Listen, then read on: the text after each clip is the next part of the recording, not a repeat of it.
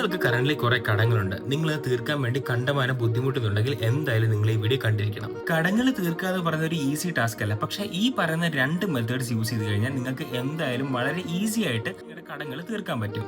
ഇതിൽ ഒന്നാമത്തെ മെത്തേഡാണ് ഡെപ്റ്റ് സ്നോബോൾ മെത്തേഡ് എന്ന് പറയുന്നത്. ഡെപ്റ്റ് സ്നോബോൾ മെത്തേഡ് എന്ന് പറഞ്ഞു കഴിഞ്ഞാൽ നിങ്ങളുടെ 10 കടങ്ങളുണ്ടെങ്കിൽ നിങ്ങൾ അത് ലിസ്റ്റ് ഔട്ട് ചെയ്യുക. ഈ കടങ്ങൾ ലിസ്റ്റ് ഔട്ട് ചെയ്ത് കഴിഞ്ഞിട്ട് ഇതിലെ ഏറ്റവും ചെറിയ എമൗണ്ട് ഏതാണെന്ന് നോക്കാം. മേ ബി നിങ്ങൾക്കൊരു 1,00,000 രൂപയുടെ കടം ഉണ്ടാവും, 10,000 രൂപയുടെ കടം ഉണ്ടാവും, ചിലപ്പോൾ 2,000 രൂപയുടെ കടം ഉണ്ടാവും.